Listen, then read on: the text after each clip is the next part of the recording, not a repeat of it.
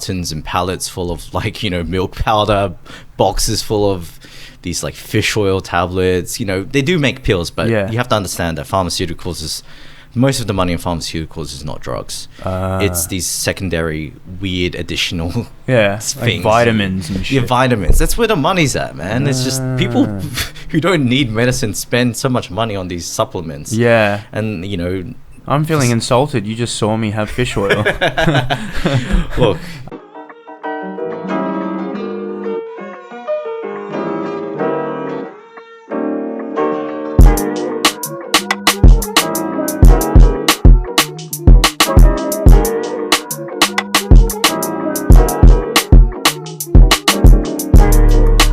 Pivot into the environmental laws around energy production when it comes to renewables, but you know that's really fucking strange to me.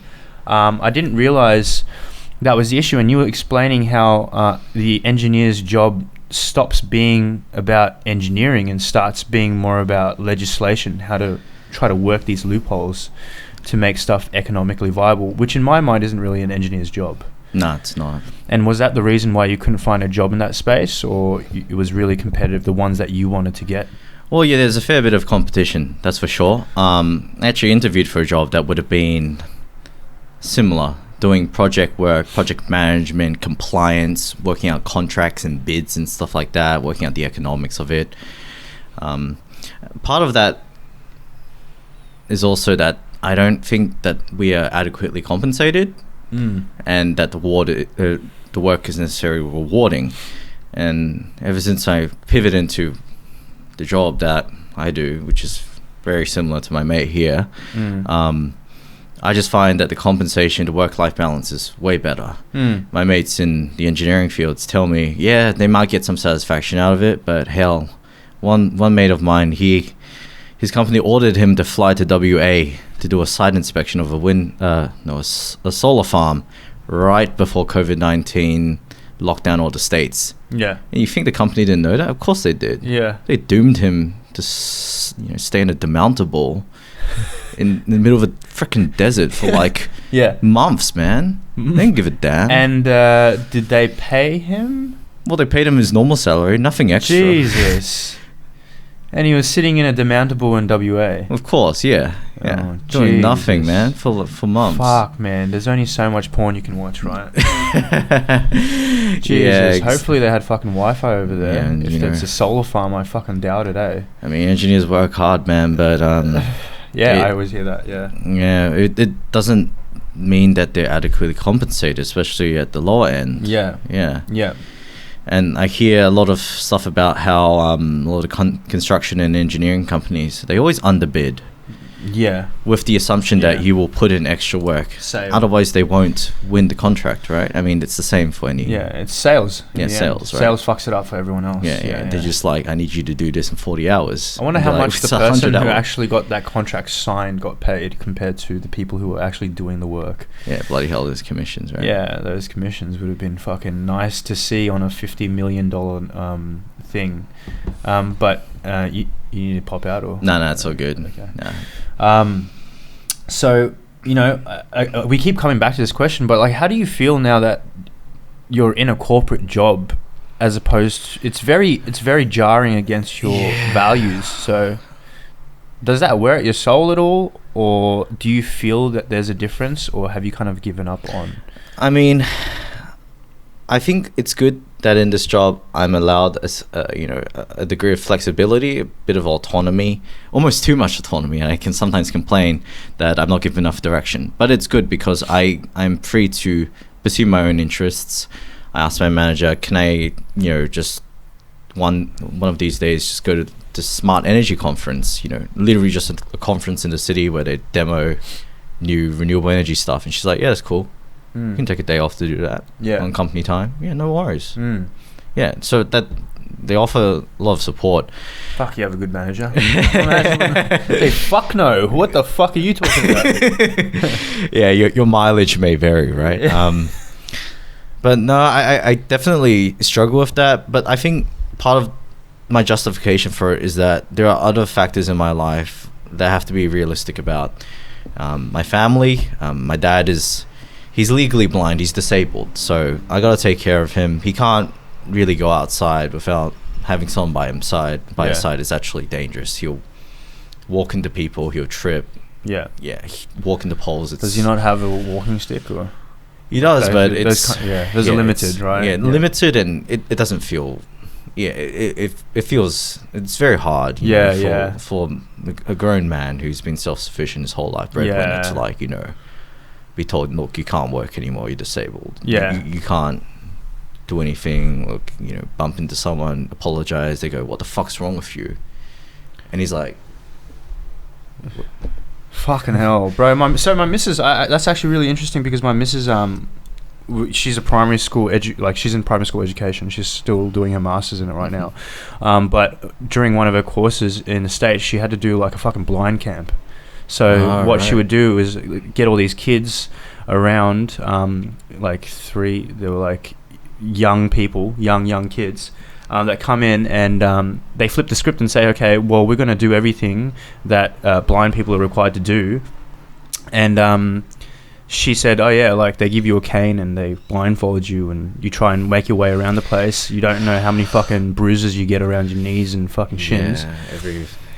And it's kind of it's hard for people to understand. I guess it's like crazy to some people because I didn't really know how blindness worked. But she was explaining to me that when you're legally blind, some people, it varies a lot. There's many types of blindness. There's people who can see light shades, they can see blurred objects like that, or they can see a certain range in their peripherals, but they can't see anything directly. Yeah. So she's like, she was giving me an example of how there was a girl she was sitting next to, and it was one of the instructors. She didn't know that she was partially blind, but she was lifting up the phone. Her phone, she had a phone, a smartphone she was using, and she was lifting up to this fucking corner of her eye, trying to fucking peer into it. And my missus, that she said she was like stifling laughter because she was like, what the fuck's wrong with this chick? But that's what your life has become when you can only see through a tiny peephole in your field of vision. It's tough. It's really tough. And I think my family went through all of the stages, and my dad went through all the stages of denial, acceptance, all that stuff. Yeah. Going to support groups. It helps, but it doesn't change the fact that because it is lost, It is lost. It's gone. It's gone forever. There's nothing to do about it. Jesus, that's fucked.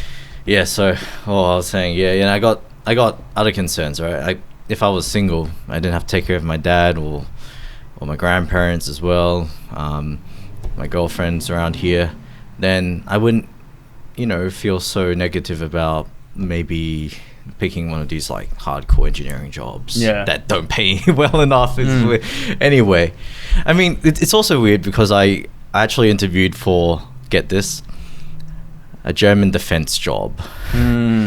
It was building next generation advanced armored personnel vehicles and tanks. Fuck? I know. Okay, and when I went to the interview, there was a panel of engineers, 2 women actually, which was kind of cool. Yeah. And one of them fiddled on her laptop and spun it around. She showed me a picture and she's like, this job is for building this particular thing. It's I think I can say what it is. It's a Lynx, Rheinmetall Lynx armored vehicle.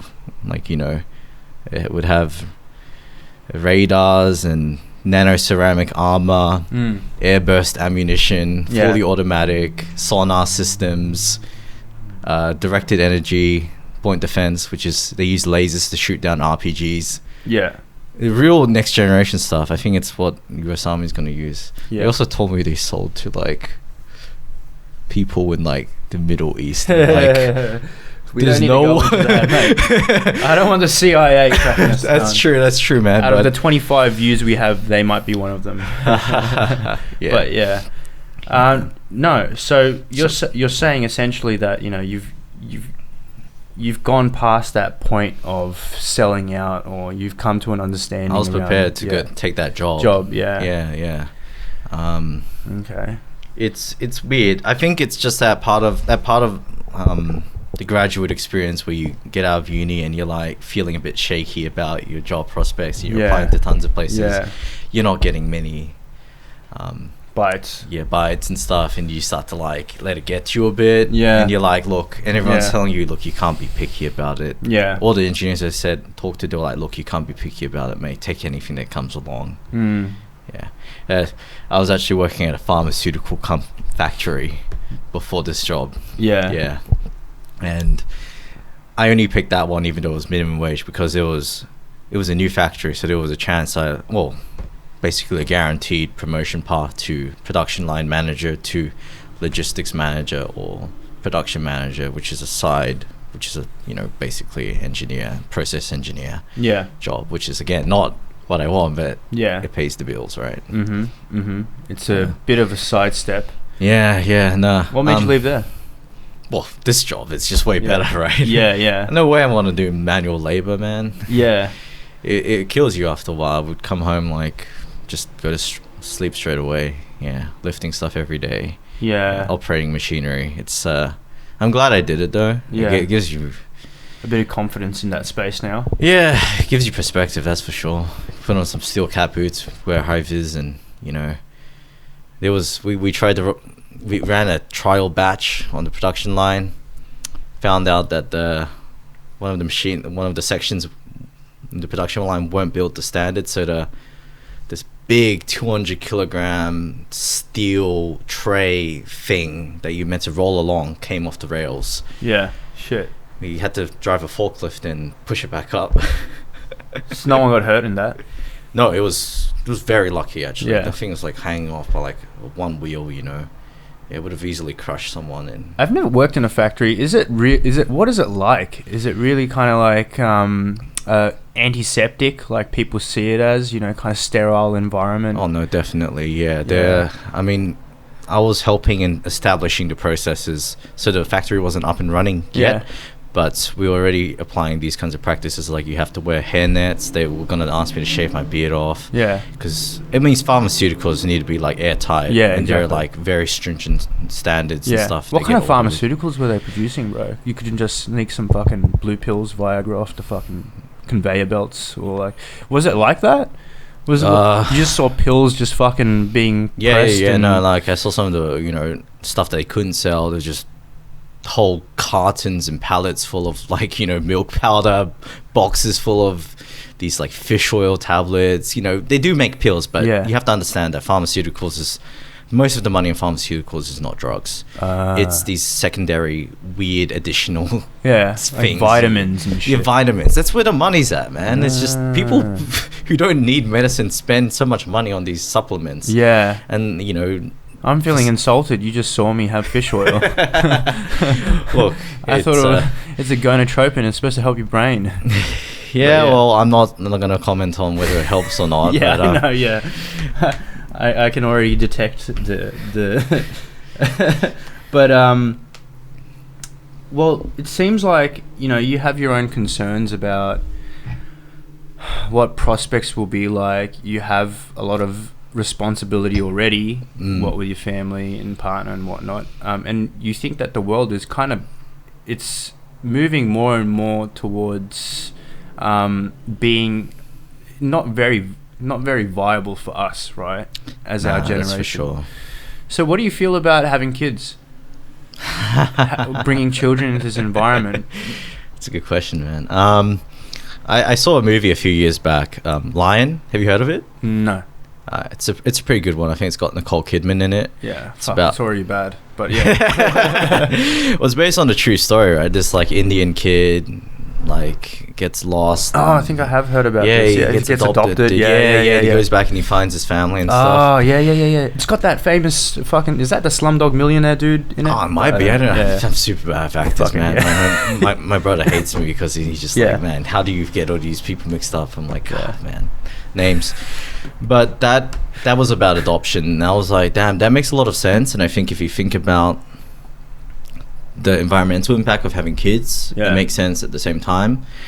But these days adoption is actually quite complicated, and especially in Australia. I don't want to go into super detail because that's like another half an hour, right? When I did some research into it, I found that adopting people in Australia is very, very difficult because the system is rigged to favor foster parents, and foster parents use it as income. And it's rigged in a way that you're not allowed to adopt kids unless you become a foster parent, and foster parents are incentivized to have the maximum amount of kids because you get paid for it.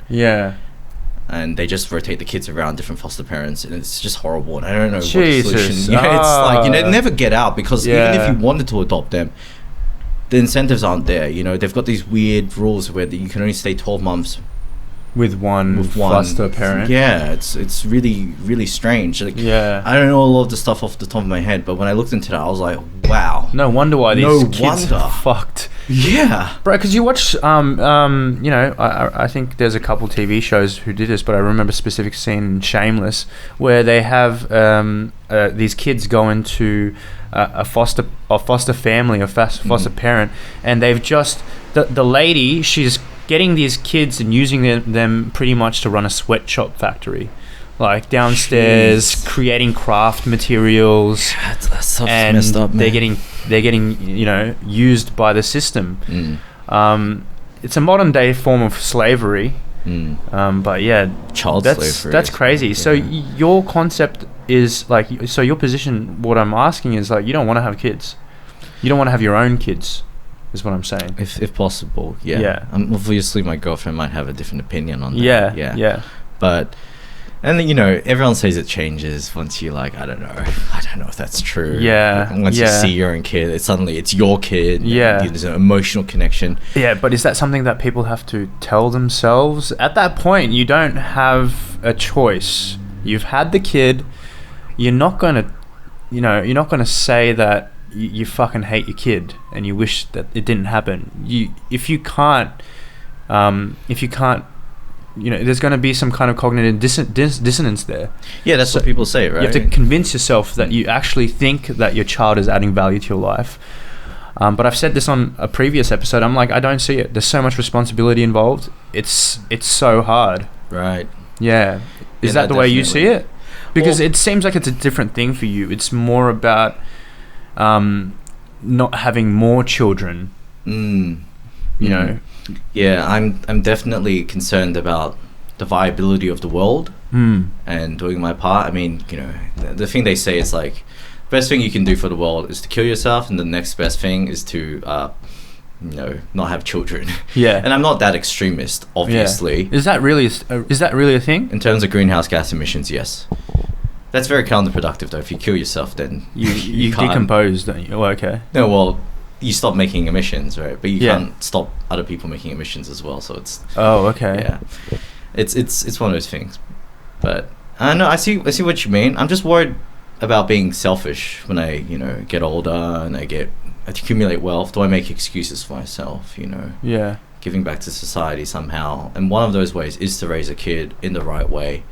And that kid will be a voice for tomorrow. Yeah. Yeah. With the right, hopefully you instill with them the right values, whatever those values you might think are. Yeah. But obviously it's very hard to think about when you're stressed about, you know, finances, right? Yeah, and all kinds of other stuff. You got your own life to live.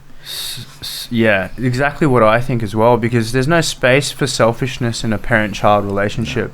That's what is, you know, that's what builds insecurities as they grow up in adults, right? Well, that's what fucking daddy issues are. That's what mummy issues are, really. It's just selfish parents. Yeah. You know, whether it was absenteeism with time, whether it was the fact that they didn't spend money on them, like these kind of things are rife on display when you get out to our age, especially when you start dating people. You start realizing, fuck, some people are really fucked up because of their parents. You know, 100%. I think, what's that popular phrase that parents like to use on their kids? Like, it's your... my happiness. I had it, right? It's like something to do with my happiness. Like, you existing denied me my happiness, right? Yes. Yeah. Like, if I didn't have you, I would be happy. Like, I'm sacrificing so much for you. It's just like, excuse me, you made that choice. Yeah. You cannot pin your unhappiness on me. Yes. You really cannot pin your unhappiness on me. Yeah. It's completely your choice to have me. Like, and that just messes things up. You're unhappy. The parent is unhappy, so it's almost like they regret having you, you know? Yeah, exactly. But they wouldn't ever say that in those words, you know. Well, I had mine say that. I would be happy if I didn't have you. Oh shit. It's kind of messed up. But yeah. I think we all have those kind of stories, but right, yeah. But that's Yeah, like what like as a child you hear those things, you know, we sacrifice so much for you, we do this for you. I'm like, dude, you fucking barely getting me by.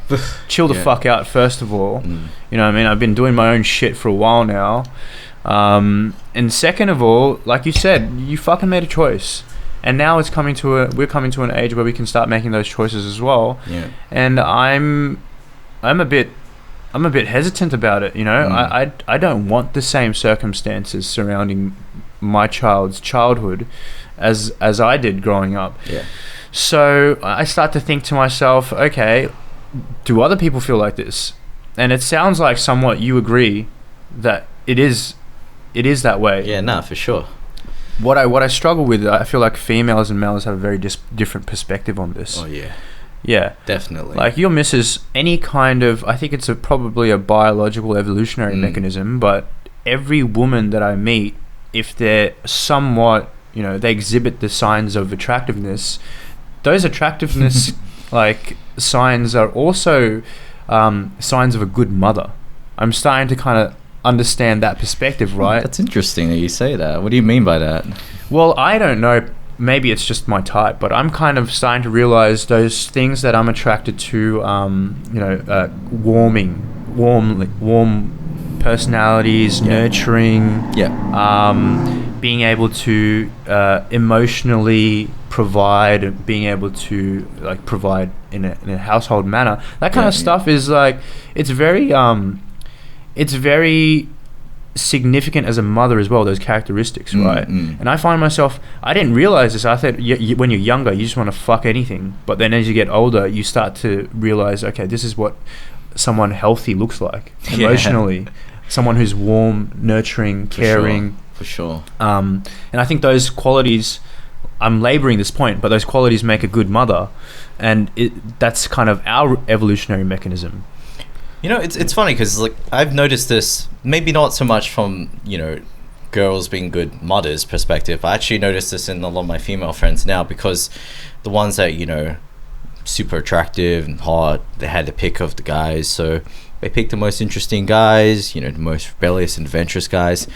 They seem to honestly be settling for boring, bland people. And I've always been wondering why. Your previous boyfriends were so interesting, dudes you dated were so hot, attractive, whatever, and it almost comes down to like the inverse of that, like the good husband, the good father, almost like he's not gonna cheat on me, he's not attractive enough to cheat on me, he's got a boring job that isn't stupid, like he's an accountant, not a personal trainer. No offense to personal trainers, by the way, but I feel like I've seen people go from personal trainers who are super like jacked to like what is this like dude who's like 170 at most, and like he's piss boring at with most, glasses in his mum's heels. But you know, like what happened there, like you can he's way below your league, right? So and no, he's stable. You dig around, you're like, he's got a nice, stable family. He's emotionally stable. He's boring. You know, he'd make a good husband. He'd probably make a decent father as well. He's not.